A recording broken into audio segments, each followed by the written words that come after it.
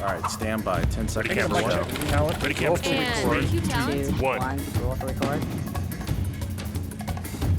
The bodies are piling up after the Battle of Iowa. I'm John Phillips, and this is The Rundown. In this episode, we'll talk about what happened in the race for the Republican presidential nomination. Be sure to check out our next episode, where we'll take a look at what happened with the Democrats. Amid record-breaking turnout, Ted Cruz took the GOP crown, winning with just over a quarter of the vote at 28%. Businessman Donald Trump came in second with 24%, and Florida Senator Marco Rubio was third with a surprisingly strong 23%. Dr. Ben Carson comes in fourth place with 9%, Rand Paul fifth with 4%, Jeb Bush is sixth with 3%, and everyone else comes in with 2% or below. If you're counting delegates, here is what we know. Ted Cruz gets 8, Trump and Rubio each get 7, Ben Carson gets 3, and Rand Paul and Jeb Bush each get a delegate. But we have 2 GOP candidates throwing in the towel. Mike Huckabee quickly bowed out of the race, joking that he was suspending his campaign due to illness. Which illness? Well, the voters are sick of him. Rand Paul has also decided enough is enough, despite finishing a credible 5th place ahead of Jeb Bush, who spent a whopping $2,884 per vote and still tanked. Not enough to buy an extra exclamation point, too, I'm told. Initially, Trump was uncharacteristically gracious about coming in second, conceding to Cruz and thanking Iowans. But he's since changed his tune and is now saying Cruz illegally stole Iowa and is demanding the results be thrown out because of fraud from the Cruz campaign. Does Trump have a point about dirty tricks from the Cruz campaign, or did skipping the debate sink his chances? Can Cruz win again, or is this his high-water mark? And will Rubio keep rising? To talk about what happened in Iowa and why, we're joined by our pal Scott Ott from his home studio in Dallas, Texas. He's a political satirist and author. And in sunny Southern California, stand-up comic and PJTV contributor Stephen Kruiser. So Cruz finished first with 28% of the vote. 2 things happened right before Tuesday's election. And by the way, all the polls indicated that he was supposed to come in second. A mailer went out, an official mailer from the Cruz campaign, essentially insinuating that if you don't show up at the caucuses and vote for Cruz, you're going to be charged with a federal crime. The second thing that happened is that official campaign surrogates, including Steve King, the congressman from Iowa, who was out stumping for Cruz all over the state and on stage with him at the victory celebration, was sending tweets out saying that Ben Carson was dropping out of the race and therefore Ben Carson supporters should go support Cruz. These are dirty tricks that, like we haven't seen in Iowa in many, many, many years. Is this going to come back to haunt him, or is this something his supporters can look past? The mailer thing is such inside baseball. I don't think it's going to haunt him at all. It's the kind of thing. There are variations of this mailer that have been sent out in campaigns past by different people all over the place. It is a nasty thing. It's like acorn stuff. But primaries get nastier as they get down to the wire too. When it finally comes time to vote, that's when people start actually attacking each other. You know, you can be as collegial as you want. Bash Hillary Clinton and everything, but now's the time they have to start picking and choosing who they're going to go after. So I think that's inside baseball. That's not going to go. The Carson thing, I put as much on Carson as I do on Cruz. Carson, okay, I'm out and I'm going to go home for a few days. That sounds like you're leaving, okay? This is his big evangelical moment in Iowa. It's I'm not going to be there. I'm just going. I'm going to go back to my home state, and then I'm not going to campaign in New Hampshire. So that was he left that open to interpretation, because in years past, when a candidate leaves Iowa and does that and says, I'm not going to New Hampshire, that means, okay, I'm going to quit the next day. But if it's a gray area, why did Cruz apologize? After the voting was done and the polls closed. Because I think that he probably personally, it's not like Ted Cruz was out there going, he's going to leave. It was like some of his surrogates, and I think he's embarrassed by that, and he didn't like it. So it is a gray area, and he did hire Jeff Rowe, who's one of the dirtiest tricksters in the game, to go out there and coordinate all of these attacks. I'm not opposed to that. You do whatever you can. Trump gets the free media time, okay? Other people can't get the free media. As long as you're not out there committing actual voter fraud, which he didn't do here. Trump can all he wants to, but he didn't commit voter fraud. So, I do think the mailer thing is inside baseball. I think most people even the ones, the only people I saw really up in arms about that were people who'd worked on campaigns before. Everybody else was kind of going, there's the Pro Bowl's on. That's what everybody else was doing. Scott, Dr. Ben Carson is a guy that all of us, I think, respect on this set. He's a man of God. He is a guy who's done amazing things in the world of medicine. And even if he doesn't end up earning our votes, the man is of unimpeachable integrity. And I think that people beyond this set believe that about Dr. Ben Carson. Was Ben Carson the wrong person to play this kind of dirty pool with? Well, let me just tell our viewers here that John Phillips is still moving through the 9 stages of grief after the Iowa second place finish of Donald Trump. And I hate to be the one to pee in your Trump Kool-Aid, but here are a couple of things we have to bring into consideration here. Number one is that mailer of which you speak actually went out the previous week. It wasn't something that was like breaking news the afternoon of the caucus. And was that ethical? And that mailer, yes, let me tell you why. That mailer was a practical duplicate of a mailer that the Iowa Republican Party itself had previously used. And basically, the idea of it is to get the people who, claim to be registered members of the party to actually show up. Now, I wouldn't have done that kind of a mailer just because I think, I don't want people who don't know anything to show up. So I just want to bring a little clarity that you can argue one way or the other whether you thought it was a good idea or not. Now, as for the Ben Carson issue, CNN reported that Ben Carson was headed back to Florida and would not be going directly to New Hampshire and possibly South Carolina, that he'd be doing the National Prayer Breakfast in Washington, D.C. And the Cruz campaign, as it does with every breaking news story, alerted its supporters and its network, its email or text network about this news story. Ted Cruz later apologized that they did not send out the follow-up tweet where Carson denied that he was dropping out of the race. And so this was a mixed communication that Cruz has apologized for. I really don't think it was dirty pool on the part of Ted Cruz, and he legitimately apologized for not doing the follow-up. If anything, CNN should apologize for inaccurately reporting the story. And were you more likely to have heard it on CNN or from CNN's Twitter feed or from Ted Cruz if you're a Carson supporter? I have a hard time I really think there's more subtlety to both of these stories. A Scott Ott run campaign would have done either one of those things. And you wouldn't do it because you're an ethical person. Yeah, well, and there's a reason why I lost 2 races for county executive, John, and that may be it right there. All right, let's move on to Marco Rubio, who came in a strong third and looks to me like he could become the next establishment candidate. Originally, it was supposed to be Jeb Bush. Bush showed no viability at all in the results from Iowa. Low energy. Low energy, absolutely. And neither did Chris Christie, neither did John Kasich. All of those guys were in the single digits. Does he become the guy now that the establishment gets behind whole hog?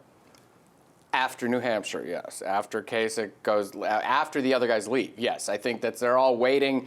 It's this weird affinity that the super wealthy have for the candidate that they choose and to keep pouring money into. Jeb's a dumpster fire. The money he's spending, or the money Mike Murphy is spending for him right now, I'm surprised that not one of the people contributing to him has said, I can't do this anymore. But they're going to wait till after New Hampshire, and that's the only logical choice left. The establishment will only go wholeheartedly for Trump if it's just Cruz and Trump. But Marco's where they're going to go. I think one of the more important things to look at is, you look at how many votes Marco got in third place in this one, and that's because of the huge bump in registration for the GOP in Iowa in this. And I think what it does is dispel this so many candidates, it's a party in disarray. I think that Iowa, more than anything else, threw that notion out the window. I think it shows that the party's healthy. It shows that all of this competition has been good for it because it brought new people into the fold. It brought all of this, and I think it was that increase in that bump in registration that enabled Marco to position himself in a strong third place finish. Look at Trump, like he said, he was right. He said he got the second highest number of votes ever there because Cruz got the highest. I think the whole thing was really healthy for the GOP, and Republicans should seize on that too and say, you know what, this has been a good process. Having a primary instead of a coronation has been good for us, and the whole thing is going to flesh out and work out well. Scott, when you look at these results in Iowa and you look at where the other establishment candidates came in, how important is it for Rubio in New Hampshire to make sure that a John Kasich or a Jeb Bush or a Chris Christie doesn't finish ahead of him. Because by my estimation, if Rubio comes in second in New Hampshire and these other guys finish below him, there's really not a whole lot of reason for them to remain in the race. And then all of their support gets behind Rubio, and then Rubio becomes a real force to be reckoned with. But if one of these guys finishes ahead of him in New Hampshire, then there's no reason for them to drop out, and Rubio is going to continue working the same corner as a Kasich or a Christie. Well, a couple of things here. Number one, I think we've talked about this idea before, that in the world of social media and YouTube and blogs and Facebook and Instagram and all that kind of stuff and Twitter, you can keep on keeping on for a long time. So you can just hang in there, even if you literally have zero money.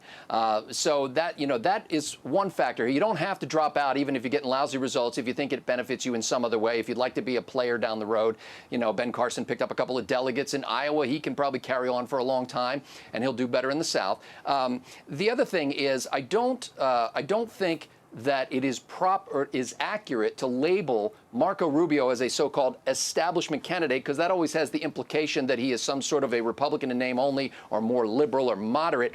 I think what Rubio may be is a conservative who is now looking like the last best hope of the so-called establishment. And remember, primarily the establishment in any party are not the people who are labeled by ideology, but they are the people who say, we have to protect the brand, and the brand has to win, and we want the guy who can win. And so some of that money may move to Marco because they see him as the guy who can win. I don't think you can be a conservative, anti-establishment guy and be a member of the Gang of Eight. That seems to be a deal breaker to me. I know it seems to be a deal breaker to a lot of people, too. And perhaps because I've actually served in a legislature, I understand how messy things can get. And I understand how you can make mistakes and how you can say, hey, we're trying to figure out how to solve a problem here. And you wind up ticking off some people. And in the course of my very brief political life, I had people who were my best friends, my worst enemies, and my best friends again. And I think Marco Rubio will go through a similar cycle. When Ted Cruz and Marco Rubio are fighting over immigration, they have no issue between each other right now. They really have the same position, but they're trying to make it look like a fight. And I think Republicans in general do themselves a disservice when they gin up arguments between candidates who really have distinctions with no difference. But I think that is a legitimate criticism of Marco Rubio. Maybe you disagree with me, Cruiser, but when he ran for the U.S. Senate, he ran essentially as Pat Buchanan on illegal immigration. And then he gets there, and then he becomes Mr. Amnesty, putting his name on the Gang of Eight bill. That was a double cross, wasn't it? That's the one thing I'm obviously not happy with. And, you can sit there and say he's not an anti-establishment conservative, but that's exactly how he was elected. People need to remember that. He was the anti-establishment conservative who had all the establishment money against him, and he won that race fighting the establishment and the establishment candidate. When he got there, I want to think that he's like one of the sharpest guys in the room. I still think Cruz is far and away the smartest guy in this race, because he probably is. But I'd like to think Marco was sharp. But then I also start thinking, I think he really got duped by McCain. And not so much by Schumer. I think he got duped by McCain on that. I think McCain was probably coming, come on, young buck, here's a way to make a name for yourself. We know you've got the presidential aspirations. Let's do this. But then, so you don't want to say, okay, now I'm going to vote for the guy who got easily duped by John McCain either. So I'm in this rough place with that right now. I really like Rubio. In reality, on everything else, he's rock solid conservative. It's not, he's rock solid conservative on everything else. On this, it's the number one issue in this campaign. It's rough. And John, it's rough for me, but when he says he's evolved on it, I'd like to think he's evolved on it. I'd like to give him the benefit of the doubt on this, which is where my wiggle room is in that. When he says he understands it better now, and when he says, but if he says Schumer duped him, I'm like, okay, well then don't get duped by Schumer. I mean, how do you not know he's skeevy when you say hello to him? So it's a weird place for me, but I think Marco's just going to have to stand there and go, I swear to you, I won't do this again. He's going to have to be very clear about it. Scott, you want to get in? And I think Marco has been very clear about that. You know, he is secure the border, secure the border, secure the border, then we can talk about other things. And he's been as definitive as he possibly can. But I think in every election cycle, we go through this thing. If I could find a presidential candidate who agreed with me on every single issue, his name might be Scott Ott, but I don't think it would be, because I often disagree with myself from time to time. And so I think this search for not just ideological purity, but a guy who agrees with me on everything, I think backs you into a corner. Now, there have been previous elections where I had friends who were saying, if you don't have the right position on abortion, and I don't mean that you're just opposed to abortion, you have to go down a whole list of qualifiers on that and agree with me every single step of the way, or that's a deal breaker for me, and you can, not only will I never vote for you, but I will smear your name every chance I get. And I think that's what we're doing in many cases with the issue of immigration. And, you know, to go back to Scott, this, Mr. Phillips, we've been sold out on this issue. You see everything through a Trumpian filter. We were sold out on this issue with the Simpson-Mazzoli amnesty, where we were promised if we gave this one wave of amnesty that they would secure the borders and it would be taken care of, and they lied to us. They lied to the American people. Do you mean when Ronald Reagan sold us out on this issue? He did. Absolutely. Yeah, is that what you're talking about? No, So, but so why? We've seen this movie before. Why push the car off the cliff to see what'll happen? I don't trust it. Well, no, but here's the thing. Here's where I differ with you on this, John. I don't trust. I'm sorry, Scott. I'm sorry to talk. I don't trust Trump to get in there and do it either. I think if you're really that solid and this is your only issue, then you should be full-throated Cruz out there all the time right now, because there's no reasonable expectation. Cruz isn't pure on the issue either. Nobody's pure on the issue. Nobody stood at Newt Gingrich was the last pure one on this issue. He said, we built a fence, a 106-mile fence, and it worked great for 106 miles. You know, he was the last. So go back and see if Newt can get into this race. Last question before we go. Okay. Mike Huckabee is out. Rand Paul is out. Are we going to see another Republican candidate drop out before New Hampshire? Before New Hampshire? Before New Hampshire, is everyone going to wait until after New Hampshire? Santorum would be the only one. I know that Kasich and Jeb are hanging there, and Christie, they're all hanging their hats on New Hampshire, so they're not going to go early. So if we do, it'll be Santorum. That he hasn't done it yet leads me to believe no. Scott? So we won't. Gilmore? Is Gilmore still in? Hey, he hit 12 votes. I have to Google that every time I want to make a Gilmore joke. Is Jim Gilmore still running? There's probably an isgilmorein.com that you can go to, and the page just says yes or no. You know, I don't know if anybody else gets out before New Hampshire, but I think after New Hampshire they're going to start dropping like flies, with the exception of the people who have nothing better to do and have decided that it will help their public profile to remain in a race. All right. That's all the time we have for today, but now it's your turn. Was there dirty pool in Iowa?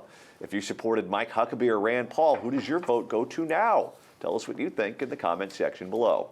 I'm John Phillips. Thanks so much for watching The Rundown.